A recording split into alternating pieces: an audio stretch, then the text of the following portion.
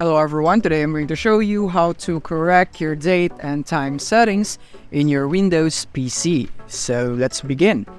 So here we are in our PC, and from here what we're gonna do is very simple. All you have to do is go into your start menu, open this up, go into the search bar and type in date and time. And you can see the date and time settings right here. You wanna click on it right there. And then from here, all you have to do basically is make sure that you set the time automatically. So make sure that this button is turned on right here, and also set the time zone automatically.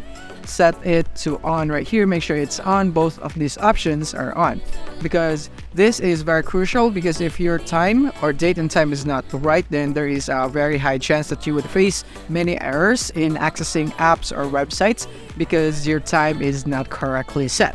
So by doing this, you would automatically set your time zone and your date into the correct one. And from here, that is how easy it is to correct your date and time. So I hope you found this video helpful. Thank you for watching.